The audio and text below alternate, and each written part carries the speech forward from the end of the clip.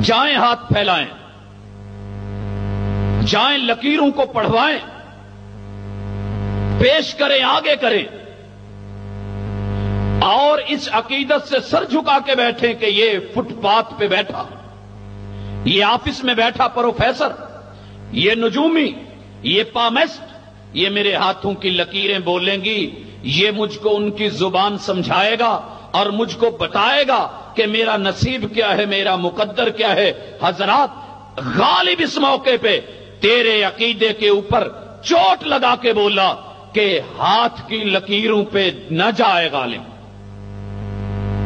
ہاتھ کی لکیروں پہ نہ جائے غالب، نصیب ان کے بھی ہوتے ہیں جن کے ہاتھ نہیں ہوتے۔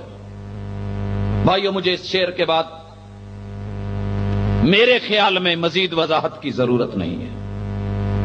بیٹھ گئے، حل ڈھونڈا جا رہا ہے کہ آپ اپنا نام بتائیں، والدہ کا نام بتائیں۔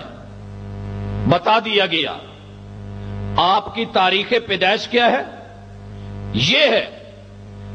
اب آپ جو ہے کس کھاتے میں آتے ہیں اس کے پورشن بنا دیے گئے۔ یہ اس کا ستارہ فلان ہے، اس کا فلان ہے، اس کا یہ ہے، اور پھر حساب کتاب لگا کے کیا بتایا، کیا سمجھایا کہ جناب آپ کا یہ ہفتہ پریشانیوں میں گزرے گا، محتاط رہیے، آپ کو ایک خوشی ملنے والی ہے، آپ کو یہ ہونے والا ہے، آپ کے راستے میں یہ پرابلم آنے والی ہے۔ حضرات، یہ چاند ستاروں کا حساب و کتاب لگایا۔ شاعر تڑپ کے بولا، سنیے، ان چاند ستاروں سے کیا پوچھوں، ان چاند ستاروں سے کیا پوچھوں، کب دن میرے پھرتے ہیں، یہ تو بیچارے خود ہیں بھکاری، ڈیرے ڈیرے پھرتے ہیں، یہ تو بیچارے خود ہیں بھکاری، ڈیرے ڈیرے پھرتے ہیں۔ حضرات، اب آگے بڑھیے، مشکل پڑی ہے، ہاتھ دکھانا بھی صحیح نہیں، ان سے پوچھنا بھی صحیح نہیں، یہ میں اپنی طرف سے نہیں کہہ رہا، غالب کی ترجمانی کر رہا ہوں۔ تو سنیے حضرات، سید الکونین نے کہا تھا، جس ذات نے تجھے ہاتھ دیے ہیں اس کا شکر ادا کر، شکر ادا کر کہ تجھے ہاتھ دیا۔ اس ہاتھ کو پھیلانا ہے تو دینے والے کے سامنے پھیلا۔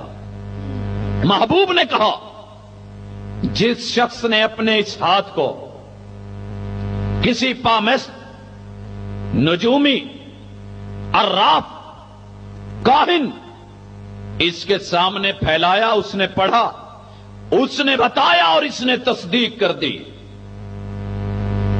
کہنے والے نے کہا، دکھانے والے نے مان لیا، فصدقہ، اس کی تصدیق کر دی۔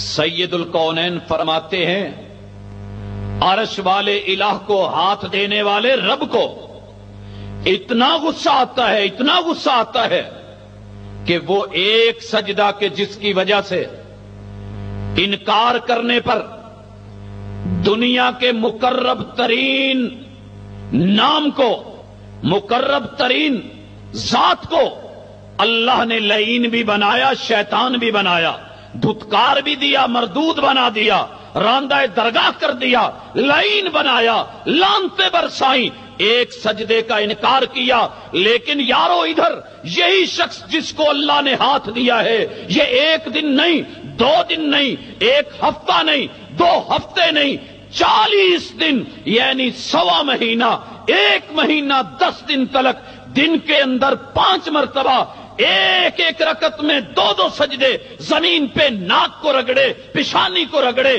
رکوع کرے، قیام کرے، ہاتھوں کو باندھے، سجدے میں جا جا کے کہے سبحان ربی الاعلی۔ محبوب نے کہا ہے اللہ کو غصہ اتنا ہے جو اس ظالم نے اپنا ہاتھ دینے والے کے سامنے نہیں پھیلایا، ایک مخلوق کے سامنے رکھ کے اس نے اس سے پوچھا، جو اس نے بتایا اس نے تصدیق کر دی۔ سید الکونین کہتے ہیں اللہ اس غصے میں اس بدبخت کی 40 دن کی نماز کی طرف دیکھنا بھی گوارا نہیں کرتے.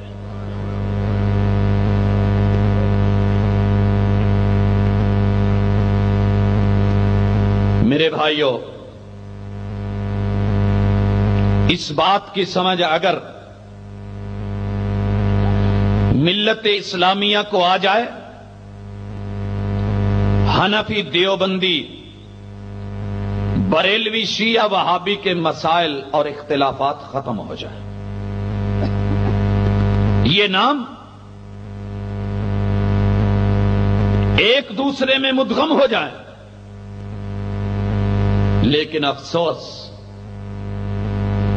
جس طرح آپ سن رہے تھے، ہمارے ہاں عقیدت پر عقیدہ غالب نہیں کیا جاتا، بلکہ عقیدے کے اوپر عقیدت کو غالب کر دیا جاتا ہے.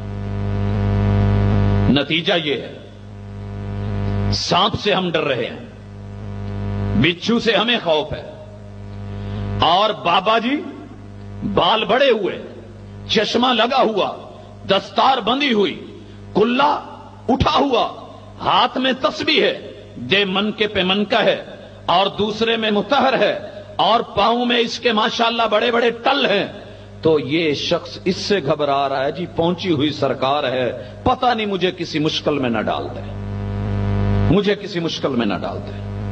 حضرات، آج ایک بات نوٹ کے چاہیں، جو ذات مشکلوں سے نکالتی ہے، ڈالتی بھی وہی ہے. اگر وہ ڈالنا نہ چاہے